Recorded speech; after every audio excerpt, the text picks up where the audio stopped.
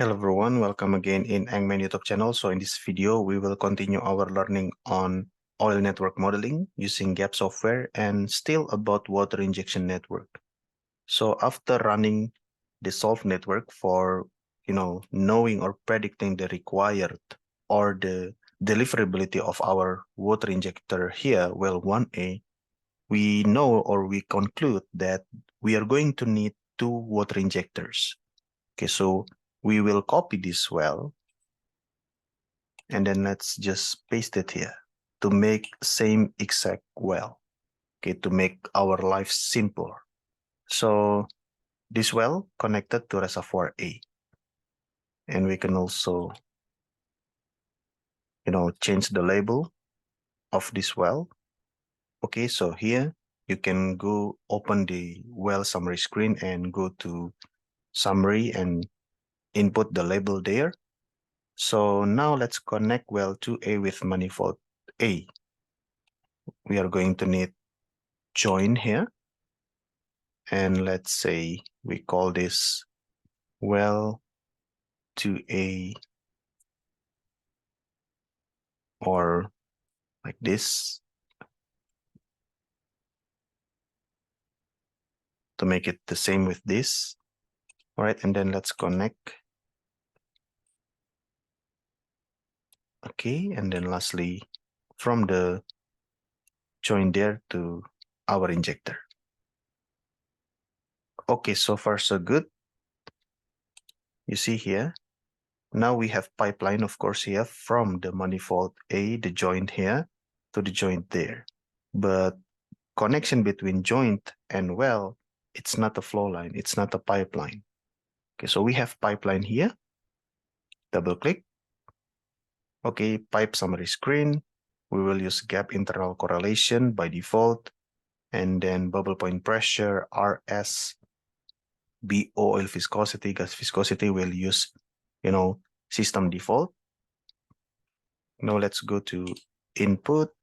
Let's check it out. Same thing, we maintain the default setting. That's for environment. Let's go to description, which is the main thing. Let's change the segment type to line pipe with length of 800 meters or 0.8 kilometers. It's horizontal, so 600 to 600. Inside diameter of 6 inches.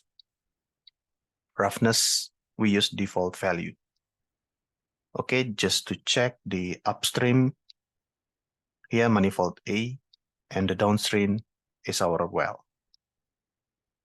Note TVDs, enter elevation, rate multiplier 1, maximum length step 10,000. And then for the correlation, we will use Petroleum Expert 5. Okay, so if you go back to the summary screen, you will have Petroleum Expert 5 here. Okay, that's it. We have modified our network. The network is ready now. Maybe we can check it here to make sure that everything is okay. Validate, data is okay. Environment, summary, good. So this is the dimension of our pipe. Okay. Yeah, just to make sure why we have red circle there. Okay, everything is good, I think. Once again, this is the dimension for this well 1A pipeline, and between manifold A and B, this is the dimension, 4 kilometers. No, sorry. Okay. And lastly, between sep joint and manifold B.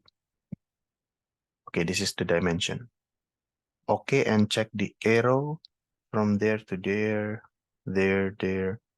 there. Okay, so far so good. Now let's try to solve the network. Run network solver. The following item. Okay, validation error here. The following item may not be valid for this calculation. you may continue by clicking next. Okay, and let's calculate. Computation completed. Okay, but let's check what happens here. Once again, soft network. Okay, so equipment type. Okay, so yeah, if we check summary, we don't have label here. You see here, we need label. Let's call it 1A, like this. Manifold. Okay, and then header, just like this. Soft network. Calculate. Okay. Let's see, let's fly over on our injection manifold. Now you can see at separator or at injection pressure of 1000, and we have two injectors here targeting the reservoir A. We can verify that the system now can inject water of around 16,500 stock tank barrel per day, which is within our design of water injection target. Okay, we say that we are going to need 15,000 stock tank barrel per day to pressurize, to support, to increase the reservoir pressure from below bubble point pressure to 3,650. Now we can deliver even greater than that, 600 or 6,000 stock tank barrel per day. All right, so you see here, one well can deliver 8,686.3, while two injectors gives us 16,579.3. If you count the average, then each well will deliver water injection rate that is lower than if you only have one injector here. And why is that? This is because the increased rate results in larger pressure drop along the main shared pipeline. So although in one case you have one injector, you start with 1000 psig here, giving us 8,300. If you have 16,000 stock tank barrel per day with the same injection pressure at the manifold, 1000 psig, then the increase rate, the higher injection rate of 16,000 will cause a larger pressure drop along these pipelines.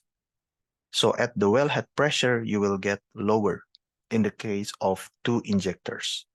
That's why you have reduced, you have the reduced volume of injection. But that's okay. That's if you want to compare the, the deliverability of one well. If you have only one well and if you have two wells. But since now you can deliver 16,000, which is within your target, then that's not really a problem. All right, in this moment we can save, and we are going to close the video here. In the next video, we are going to connect the water injection network with our oil production network. Until then, see you and thank you.